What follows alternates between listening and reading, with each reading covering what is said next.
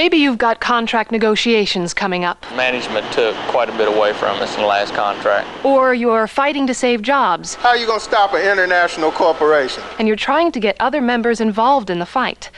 But most workers aren't born union activists, and many don't think their participation makes much difference. Sometimes trying to get people involved in participating in union activities is tough. When we first started, we only had something like 18 or 19 people, members that showed up. You're the chiefster, you take care of it. That was their attitude. But with the help of a program some call one-on-one or member-to-member, you can get members active in the union. Your opinion does matter, and that's why we go member-to-member, to talk to one-on-one. The key is an action network. And with the network, it was getting them involved, and they had their say. It's not easy, but it can be done. But we felt our jobs were on the line. We didn't have nothing to lose. You know, communication. That's right. Communication is everything. This video will show you how to build an action network where you work.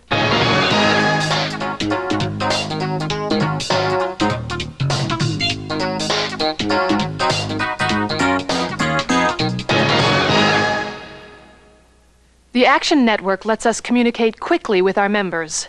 It will build unity among our members, organize them for action, and increase their participation in the union's work. The key to the whole program is member-to-member, face-to-face communication. We talk to the members, keep them informed. We listen to them, get their ideas. But we do more than talk and listen. We ask the members to do something.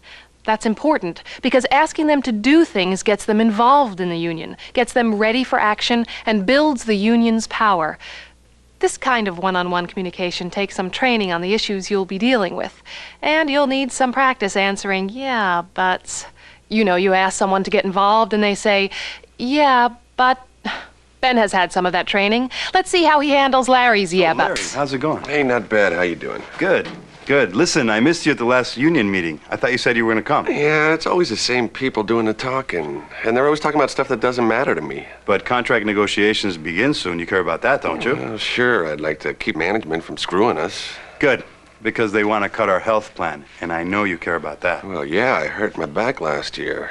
Well, there's something you can do about it. We're going to be wearing these stickers every Thursday. I don't want to be hanging out there on my own, you know, the only one wearing one of these things. We already have half the shift on board. Yeah, what about Ken Ripley? He asked for 2 of them. One for his shirt, one for his jacket. So, my old friend Ripley decided to take a stand, huh? Yep. So how about it? All right, give me a couple. I'll think about it. I'm not going to hand them out just yet. If you're definitely going to wear them, I will give you as many stickers as you need Thursday first thing. Okay, I'm in. You can count on me wearing 3 of them. 1 on my shirt, 1 on my hat, and 1 on my lunchbox. That'll be 1 more than Ripley. Good. Thanks. All right, take it easy. See you Thursday.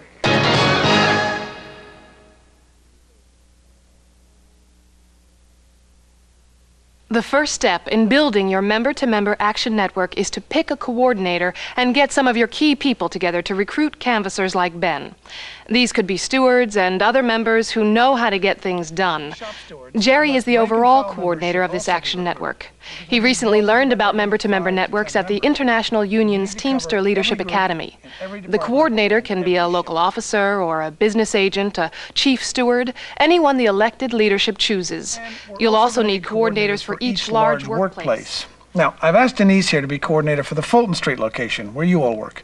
I've already had meetings like this with people at the Central and East Side locations, and I've had a meeting with Denise and the coordinators for those other work locations. Coordinators should be people who work well with others and can run an operation like the Action Network. They should not be people on your contract negotiating committee. They won't have the time. Now, the third part of the network is canvassers. These could be shop stewards, but rank-and-file members should also be recruited, because we'll need 1 for about every 5 to 10 members. And we need to cover every group in every department and every shift. And we need to cover part-timers as well as full-timers. What do canvassers do?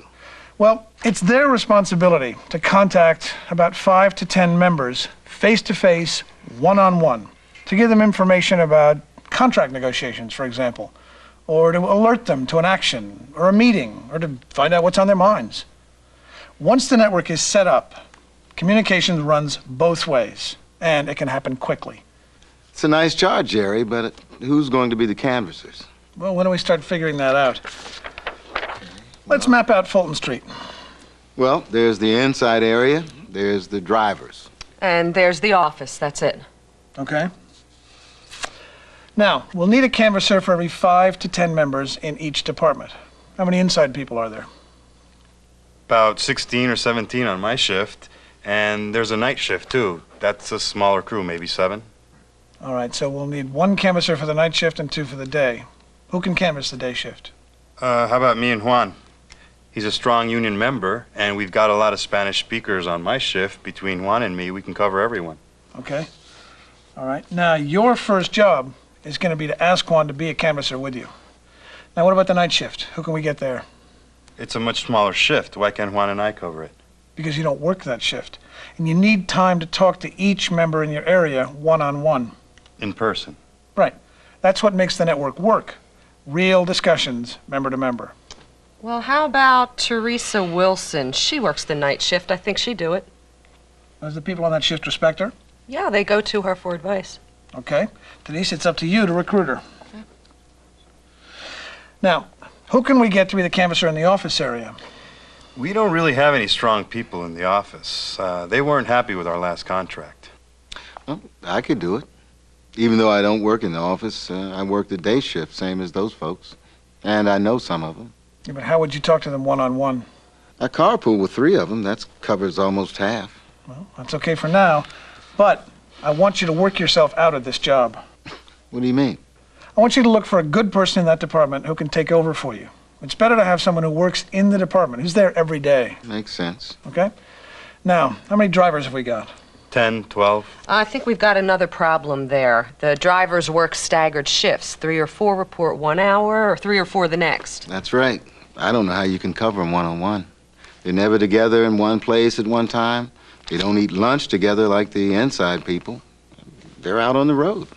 One of the ways other locals have handled this is by telephone, or with over-the-road drivers, CB radios.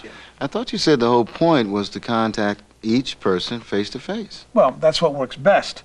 But if you can't do that, telephone is still one-on-one. Well, if the phone will work, we should get Frank Bennings. I mean, he's always calling people to get them to do stuff. Softball games, Boy Scouts, you know. Okay. All right, Ben, you recruit him. Now let's take a look at this. Is there any group that's been left out? Well, we've got men, we've got women. We've covered languages, races. It's a pretty good balance. All right, and have we covered all the job classifications? Yeah? Good. Now, one last thing. I want each of you to report to Denise when you've recruited the other canvassers. Then Denise, I want you to report to me. When the International introduced this, we just went in, word of mouth, from one member to the next. And it was amazing how fast it went through the organization. It went, and it went quick. And this convinced a lot of people, hey, these people know what's going on, what's happening. We gained more membership then. Yeah. And we had more troops. When we had more troops, we took more action. With the flyers that the memberships put in the vehicles, they was scattered throughout the parking lot. Management couldn't miss it. We had vehicles that was sitting directly in front of management offices and had flyers sticking right there in their face all day long. And I felt great about it. It really made me feel good.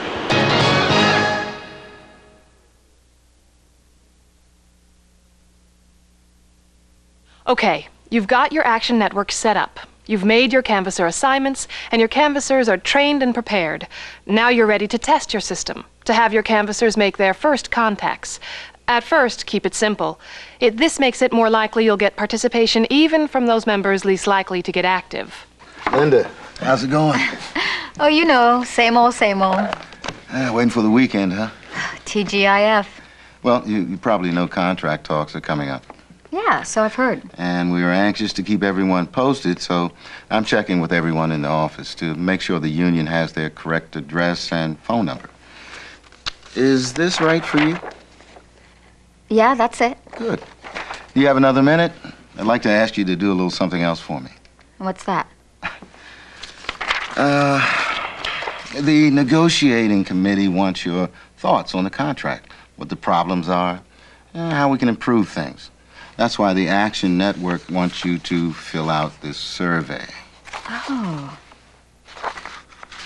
Well, can I take it home? I'd rather you do it now and get it over with. It's short. And you may have some questions I can answer right now. So just take a minute. Okay. Got a pen? In the past, they hadn't been asked, so they took a large interest when we started passing the survey sheets. They took a large interest, and they would come to you, you know, and well, how do I need to write this down? You know, I've got the. I just tell them, look, just write it down the way that you feel. We got to know what you want, not what the company wants, what you want. Every time you use the Action Network, you'll be testing it. How many people completed the survey? If you didn't get a lot of participation, you'd better find out where your network is weak and deal with those problems. Are there members who say they'll participate and then don't? Are some of your canvassers not really talking to every member, not getting the kind of commitment to action that you need? So, build your system, test it, then move on to more challenging actions.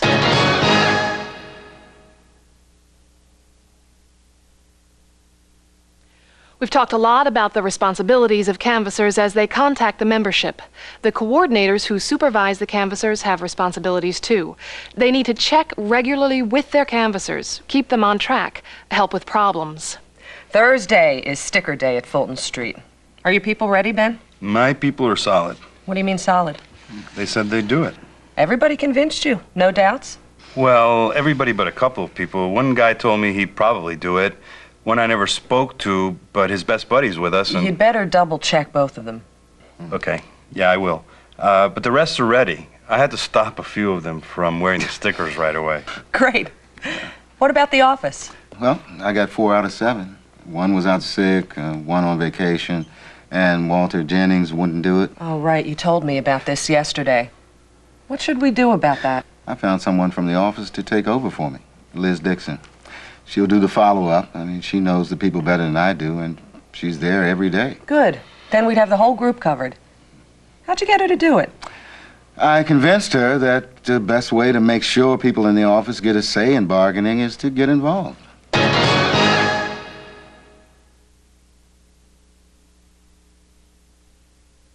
You know what the best evidence is for the power of this system?